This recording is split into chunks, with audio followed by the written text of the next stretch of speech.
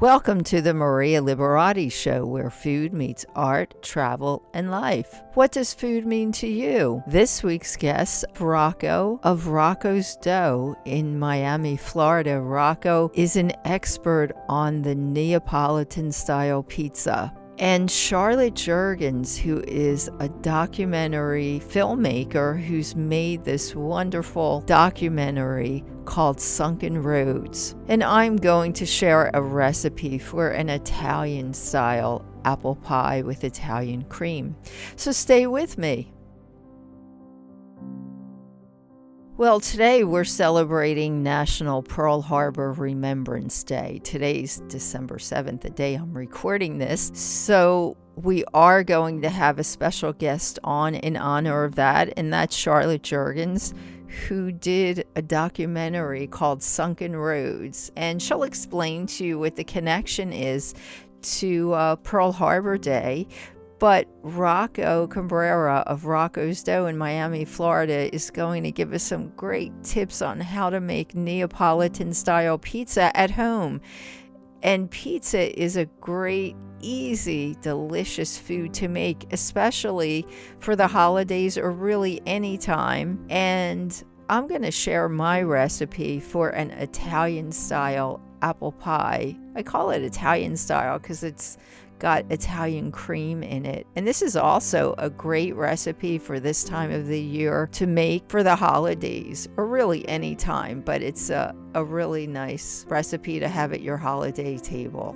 For the crust, you're going to use 1 cup of flour, 1 stick of butter, the grated peel of 1 lemon, 1 egg, 1/4 cup of finely ground almonds, a teaspoon of baking soda. You're going to grind the nuts with the sugar, then sift the flour with the baking soda and add into the nuts and sugar. Then add in the egg, the grated lemon peel, and blend this all together till it's a smooth dough. Shape into a ball, cover with plastic, and place in the refrigerator for 20 minutes. For the filling, you'll need 5 red or Granny Smith apples, 1/2 cup of sugar, 1 cup of milk, 1 egg, 1 egg yolk, 1 teaspoon of cinnamon, and 2 tablespoons of flour. Place the milk and cinnamon in a saucepan and bring to a boil.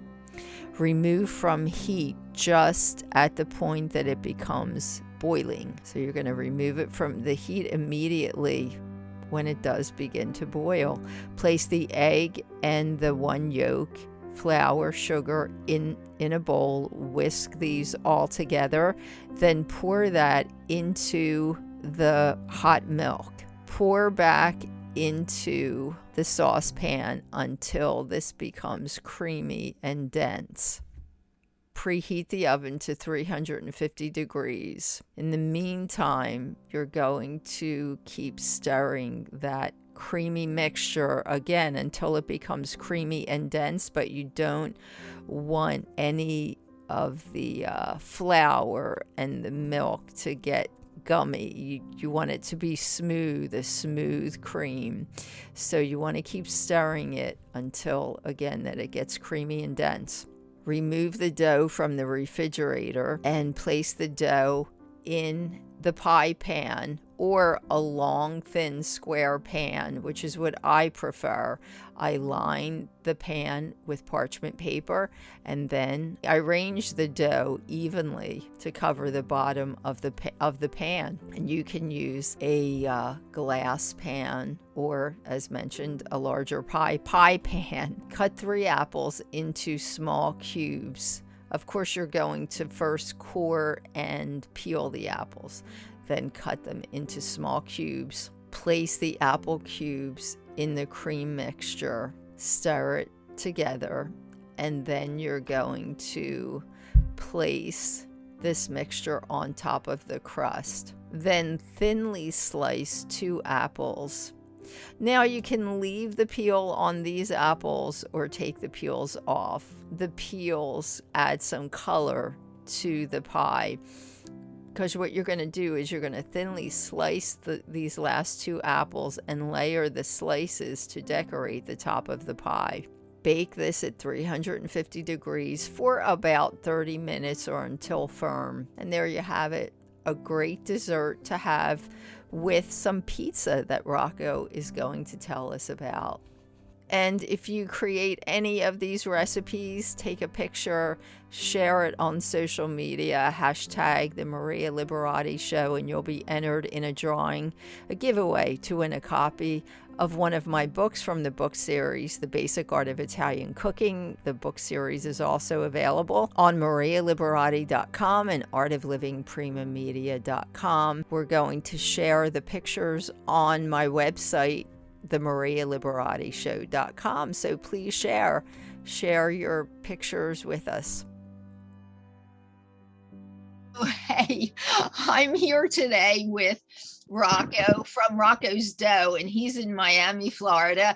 And Rocco is an expert on Neapolitan pizza. He's obsessed with Neapolitan pizza, and he's kind of made it his life passion. So we're going to have fun today with this, and Rocco's going to tell us just all about, even some tips on if you want to try a Neapolitan pizza, and just, tricks and tips and what makes it so superior, and all good things. Rocco, thank you so much for being here today. Maria, thank you so much. Thank you for having me, and thank you for the compliments. Sure. Every pizza maker always considers himself a student of the craft. So thank you for mentioning that. Absolutely. Yes, I think Rocco, what we had discussed this before, and I thought it was interesting. So you made great use of the pandemic, because tell us how you got into the Neapolitan pizza. I think that's all related, right? Oh, absolutely, absolutely. Well, I get back to the name Rocco's Dough. How I came up with my company name was the most Googled thing that was happening last year during the pandemic. Everybody's quarantined, and people were Googling, how do you make bread at home? And I was on YouTube, and me being Italian and loving pizza, I said, how do I make pizza at home? And I've stumbled upon many pizzaiolos online, and I discovered the Neapolitan pizza. I knew about it in the past. Me being from New York, was familiar. Yes. But once I really discovered it, its simplicity, the ingredients, the dough, the process, it's one of the most amazing pizzas you can ever eat. And I tried a few recipes from pizza makers, and then they encouraged me to create my own. And I took it a step ahead. I created my own recipe, and a year later, I formed the company, and it's just amazing how it all came together. Wow! And, go ahead. Yeah, go ahead. You will believe how how it could start from almost anyone could start it, and if you create a passion for it, it just comes out of you. You fall in love with it. And I fell in love with the Neapolitan pizza. Wow. It brings joy to my heart every time I have a chance to make it. And I was just going to throw in that you learned more about how to make it all online, right? That's how, with the pandemic, you were able to spend time. Absolutely. During the pandemic, I was able to learn everything online. Took a few master classes. I studied under a few pizzaiolos. And you just encouraged yourself to learn more. There's so many opportunities online you can teach yourself. Yes. And a lot of pizza makers would say the Neapolitan has a certain process which has certain standards. They call it fermentation. Some pizzaiolos will make the dough within 24 hours before baking the pizza. That's like a minimum standard. I go up to 72 hours. It's like a window. And I found out, from my preference, more fragrant, more full of flavor, more digestible, and more just overall delicious dough I can come out by allowing that 3-day process to happen. It's amazing. Wow. So you allow the dough, you're saying to allow the dough to ferment then for 72 hours, makes it more fragrant and digestible and absolutely all of that. Very, very tasty. And the greatest test you can give yourself is, people normally don't eat crust on a pizza. If you're eating your crust, you're going in the right direction. They start eating your crust from the pizza, they say it's so delicious. And then that sends a good signal to me as well. Oh yes, definitely. And it goes back to Italian cooking. I always say one of the secret ingredients is time. The other one is love. So the passion. The other one is time. And that's really, if you just put time into it, because a lot of the recipes don't if you do them fast, you need to have the time. A lot of the things, when I do some things, I just do it, I'll start early in the morning, like 4 or 5 o'clock in the morning. You probably know, if it's something that needs to be eaten, say the next day or later that day, so it has enough time to soak in the flavors. And that's really what you're talking about. So that is definitely a secret ingredient of Italian cooking, is the time. And so I know there were some tips you had told me before, maybe people can do to try. We don't all have those wood burning ovens that give Right. it such a great taste. But are there some tips you can give us to, if we have, want to try a Neapolitan pizza in our home oven? That's a great question, and that's how I got started. Oh, wow. One of the most lovely things about Neapolitan is four simple ingredients. It's Uh-huh. flour, yeast, salt, and water. Mm-hmm. And the way you manipulate that, the way you put that together, will create your dough. Just becomes amazing. Now, for the Yes. home oven, the whole trick is, say people say, oh, you have to buy a pizza stone. You really don't have to buy that. You have Uh-huh. a sheet pan. You Right. put the sheet pan upside down in your oven. You preheat it at the Uh-huh. max temperature for about 1 hour. Right. And then you have your dough made. It's fermented. It's ready to be stretched and put in the oven. Right. You want to stretch your dough for your pizza. You want to just put your sauce on first, and then you want Uh-huh. to pre-cook the dough for 7 minutes in the Uh-huh. oven. Uh-huh. Allow the crust to bubble up a little bit. You see a little color. Uh-huh. Then you take it out with it using another sheet pan, like a bottom of a sheet pan. That takes place of your pizza peel. You Okay. put it back on. You put your remaining of your ingredients, like fresh mozzarella, basil. Mm-hmm. You put it back in the oven, and you allow the mozzarella to melt, and that's when you know your pizza's ready. It'll be Mm-hmm. soft and crunchy. And the key is, with a home oven, a lot of them go to about 550 degrees Fahrenheit. You want to Right. keep it at the max temperature always, and then keep it closer to the grilling part of the oven, like the broiler, up to the top of the shelf.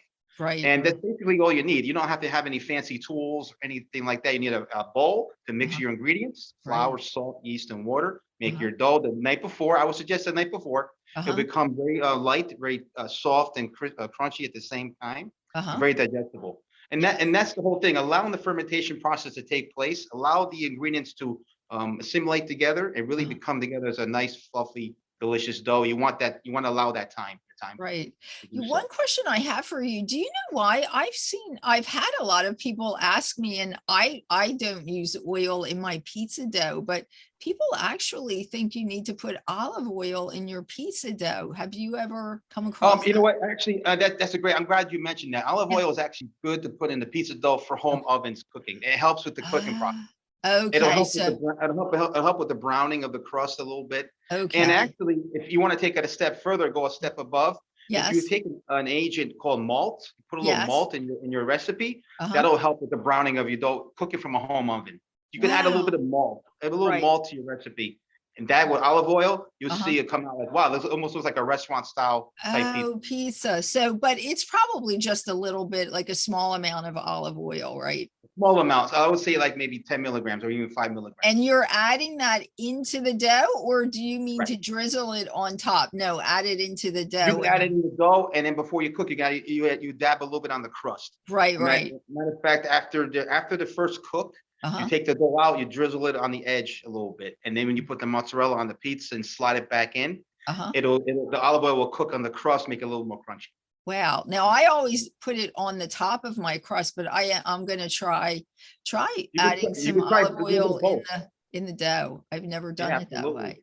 That sounds Yeah, great. so And that's how some of the tricks work for home ovens. oh, Absolutely. wow. Yeah, that's Yeah. great. Yeah, I love it that people don't need any special type of equipment and all this stuff. You just They need your bare hands to mix the dough. Either people say you exactly. need a dough machine. Actually, more love comes out of your body from your hands into the dough, into the flour. That makes a pizza. They say when you put your hands in the flour, that's a pizza. So That's it kind right. of like it And kind of comes together that way. that is true. I can't tell you how many places I've been to in Italy where there are these bread bakers and pizza makers that have been doing it for years. It's in their family, and you can just taste the love, from the bread or the pizza. So it does really come out. You're able to taste that if you put your whole heart and soul into something. Absolutely. It really does make a difference. So what kind of I know Neapolitan pizza has its own somewhat like a trademark on it. What's the typical or the traditional Neapolitan pizza topping? Absolutely. So we call it the classic margarita. Right. And it starts off with the dough and San Marzano tomato sauce in the base, a little bit of basil leaves, Yes. fresh basil, fresh mozzarella, Uh-huh. olive oil garnish, and then it's ready to go. That's the Italian flag, green, white, and red. Yes. Absolutely. Yes. And then the key is the freshest ingredients that we use Yes. on Neapolitan versus like not so like store bought, but you want the freshest ingredients, and then you could taste each ingredient on the pizza. You have a good quality there, and that's the one of the significant qualities, characteristics of a Neapolitan. You can, when you take a bite into it, it's like you're tasting the sauce, the cheese, the olive oil, the basil, everything together comes in one. Yes. Delicious. Yes. And the dough, of course. The dough is the dough, definitely. And the dough really adds. And the thing that's, I could just taste what you're saying, but the thing is, it's all like, it keeps with this idea that Italian cooking, everything is in balance. So nothing really overpowers each other, but the flavors complement each other. And as you're saying, there's not that many flavors because you're talking about basil, tomatoes, mozzarella, and olive oil. And salt, and olive oil, pinch of salt. So that's why you're telling people they have to have the best ingredients, because you only have a few ingredients to really, capture that flavor, right? No, the fewest ingredients in your dough recipe as well is the most flavorful dough you could ever make. So it's like you're not adding fat to the dough. It's just flour, yeast, salt, and water. The most basic ingredients. How about the flour? Like, is there any specific recommendations you have for a flour? Absolutely. For Neapolitan pizza, you want to use what's called type 00 flour. It's a fine cut of the flour where it absorbs the water really well. And in most places of the world, you only could use certain kinds of water. So you want to use tap water. Like I use South Florida water, and then the dough still comes out amazing with that type of flavor. And it's also for the water absorption, the hydration of the dough, and the longevity of the fermentation. So if you want to leave the dough in your refrigerator for 3 days, 00 flour is the way to go with a high protein percentage. That helps keep the strength of the dough and the gluten. It's a lot of science behind it. We can get into another conversation about that. It's kind of like chemistry, but the one thing, I want to point out, so 00 flour, I've noticed a lot of just supermarkets carry the 00 flour now. I used to actually carry it back from Italy, have suitcases full of it, or have it sent back, because I had always had a hard time finding it here. But now, because people are aware of the 00 flour, there's a lot of supermarkets that do carry that. So and you can find it. Some similarities, like a bread flour, even something that has a high protein content as well, that could absorb the water and able to ferment and handle the fermentation for that amount of time that you want the dough to come together. And really, and that's important too. That ingredient is important, because people think, okay, flour, I just use any flour or any tomato. And you pointed out the San Marzano tomato, which people can find, unfortunately, if you don't grow them fresh, because you can grow them fresh, but if you don't, well, now it's not a time for fresh tomatoes, but you can find them canned. And so the San Marzano is a really superior quality. It's a sweeter tomato, for those of you that haven't tasted that. So all these little nuances, are important.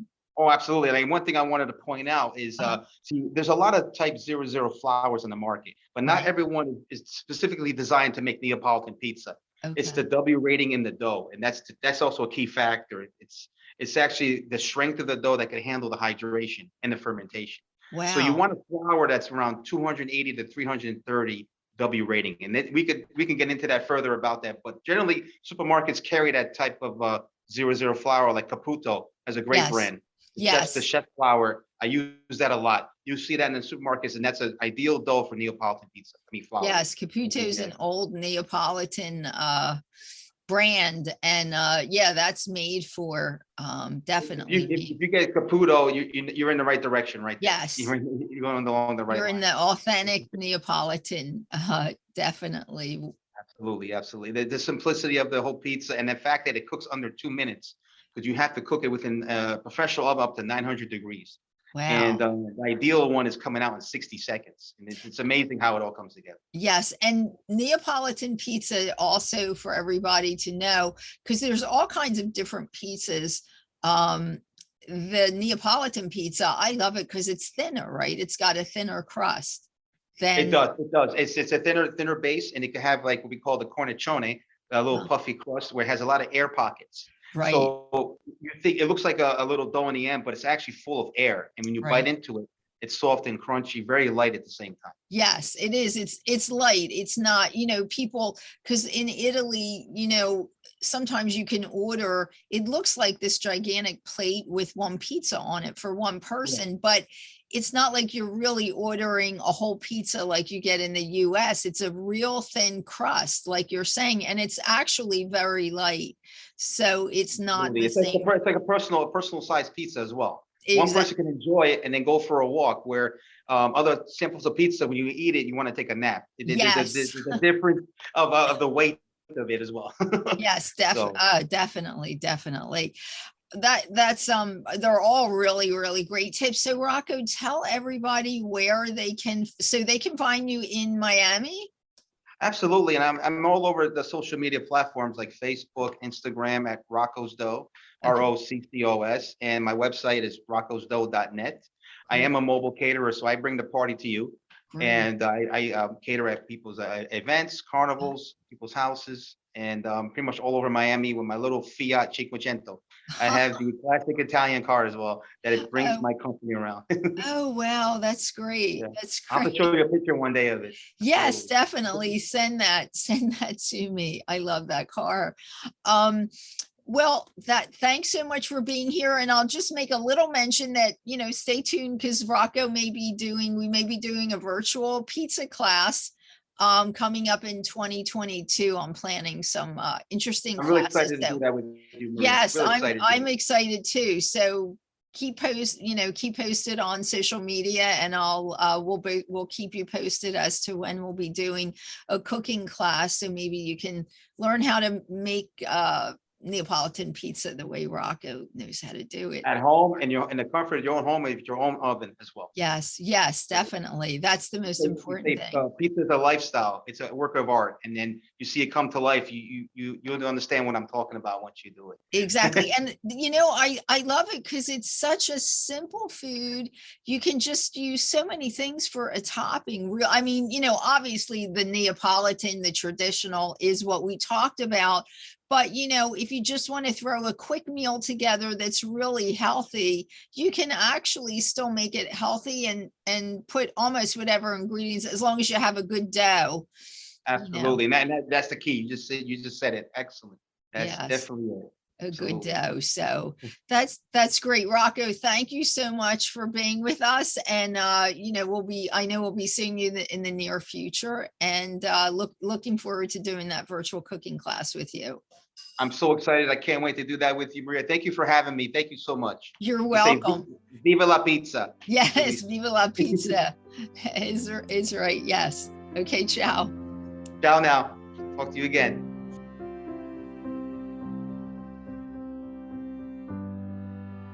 So today I have a special guest with me. Charlotte Juergens is a really talented and award-winning documentary filmmaker, right? Charlotte, I saw that you won all these awards already. Oh my goodness. Thank you. Yes, really amazing. I can't believe you did the documentary when you were 20, right? Mm-hmm. Oh Yes. my gosh. Well, anyway, I don't want to spoil anything. So I'm going to let Charlotte tell us a little bit. So the documentary is called Sunken Roads. And again, it's Charlotte Juergens is a really talented award-winning documentary filmmaker. And she's going to tell us about this beautiful documentary. And I guess I'm going to just start off and say, what was your inspiration for doing this documentary? So thank you for that question and thank you for having me on the show. My inspiration for the film was my great-grandfather, Pat Hanna, who was a soldier in World War II and landed on D-Day. And I never had a chance to meet him because he passed away in the 90s before I was born, or in the early 90s. And yet my mother, when she was in her early 20s, right before he died, was able to do an interview with him, this audio interview.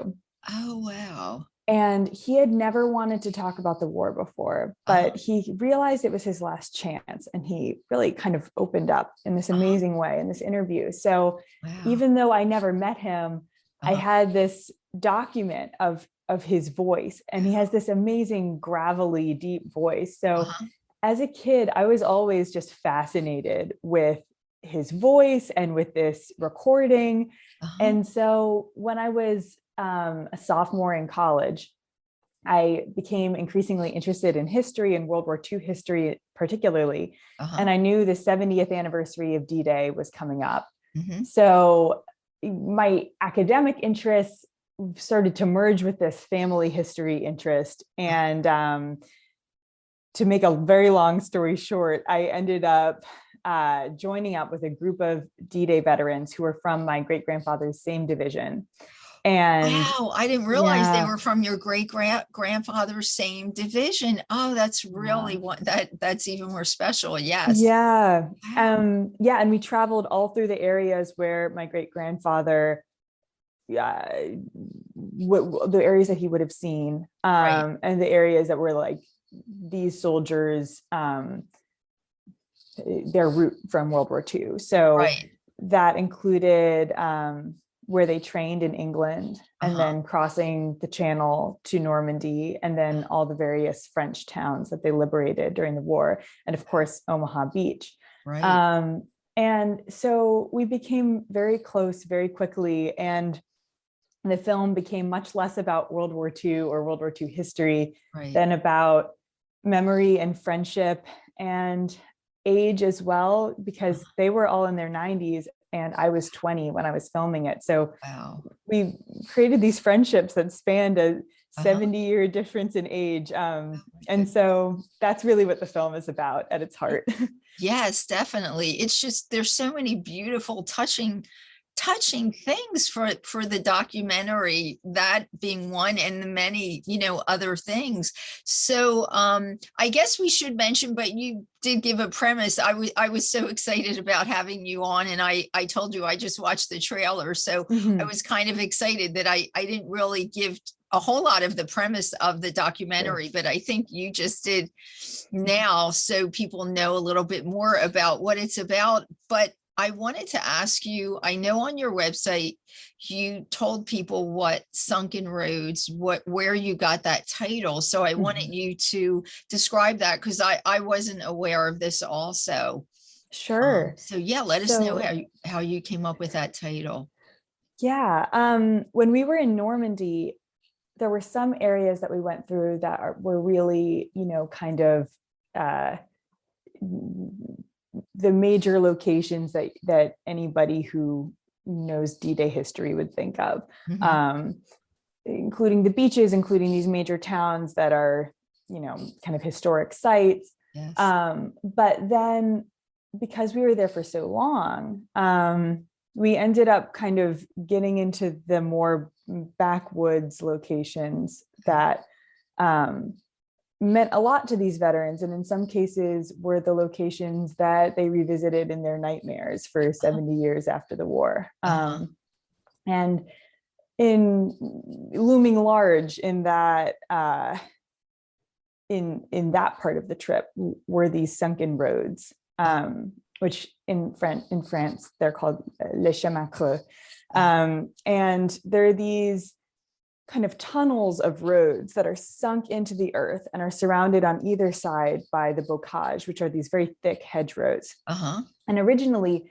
those were kind of used to separate farming fields rather than fences. But during World War II, it became this kind of perfect ambush country where the Germans would, if you have a group of Americans proceeding along this sunken road, which is really like a tunnel where you can't see anything on either side, they take out the first and they take out the last, and everyone in between are stuck. And it just becomes this horrible thing. So for a lot of the veterans, memories in the Sunken Roads were haunting them after the war even more than memories of the beach.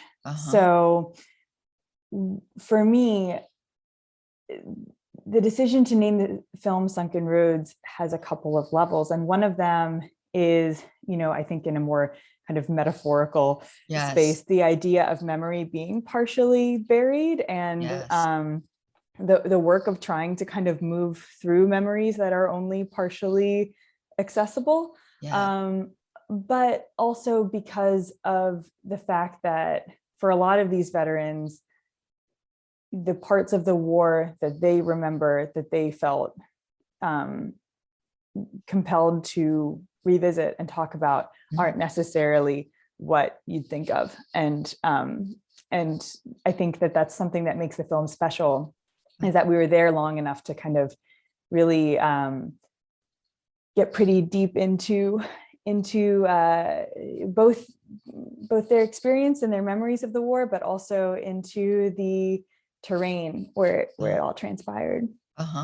Wow. Yeah. And it's, I don't think we do enough to honor our veterans. So that was the other thing that I just loved about this. It's a way to honor them and their memory. And I know my great uncle, who was in the war, he used to, when he got older, he's gone now, but he used to talk about different things, little things that happened in France. And he even had some songs he would tell us that were, from that they used to sing, and just all kinds of interesting things. So anyway, I just think it was so great that you honored them in their memories, in that way, because not everybody has a chance to experience, you had your great grandfather who you had the audio, and I had a great uncle that was in, but not everybody does have a chance to experience that. So I think it's also a beautiful way to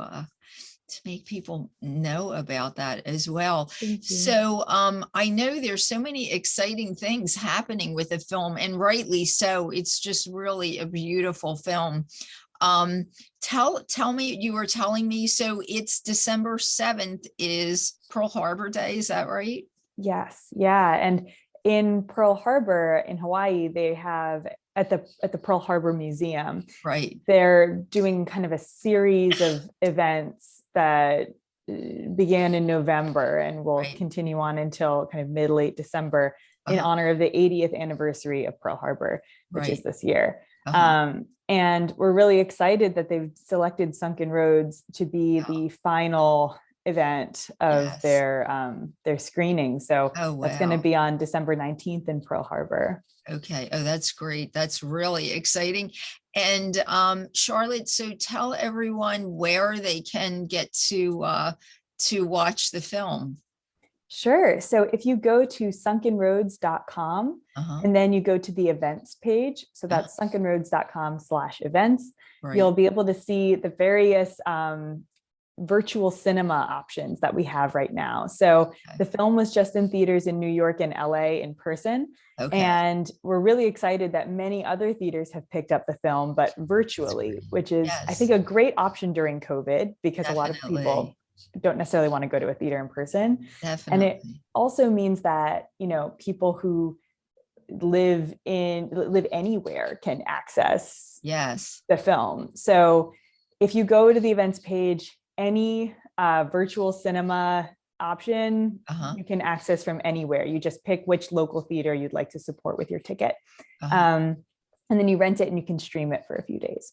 Oh, that's great. That's great. Yes, I agree. I think it's wonderful that it's available online, because that's absolutely right. Not everyone can get to a theater. And even if they can, they may not be in close proximity to one. So it just, everybody and anybody can really see it, which is also a good thing as well. And Charlotte, I think you have your own website, right? I do. Yes. It's just charlottejuergens.com. charlottejuergens.com. Yes. I just want everybody to go to your website, because we're going to keep our eye on you. You are, I'm sure you're going to be coming up with some more great and amazing things. Thank you. Definitely. And this is your first, I guess, official documentary project. Is that correct? Yes, this is my first feature-length documentary. Oh, wow. Yeah, I'm working on a short, and I'm also working on a second feature-length documentary right now. So that's exciting. Yes. Yeah, if folks actually go to sunkenroads.com and sign up for our newsletter, if you sign up for the newsletter for Sunken Roads, I'll keep you posted about future projects as well. So yes, yeah. I'm going to do that too. And yes, please reach out when you have your next project. I saw that you have another project in the works.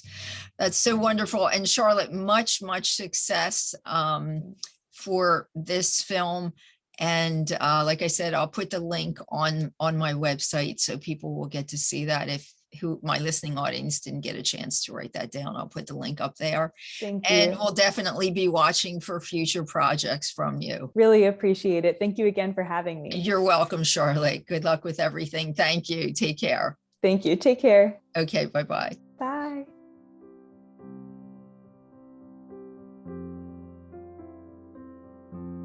Thanks for listening to the Maria Liberati Show, and thanks as always to my producer Britton Roselle and this week's guest Rocco of Rocco's Dough in Miami, Florida, and Charlotte Juergens, the documentary filmmaker of Sunken Roads. And you can find me at marialiberati.com, my book series The Basic Art of Italian Cooking on marialiberati.com, and Art of Living PrimaMedia.com, and Amazon and Kindle. And you can also find me on Twitter at Maria Liberati, on Facebook at Chef Maria Liberati, on Instagram at Maria Liberati, on LinkedIn at M Liberati, on Pinterest at Maria Liberati, on my Roku channel, The Basic Art of Italian Cooking by Maria Liberati, on the Maria Liberati channel on YouTube, and the marialiberati.show.com. And share recipe photos that you may have created from the recipes that we give on any of these episodes. Share the recipes, hashtag it the Maria Liberati Show,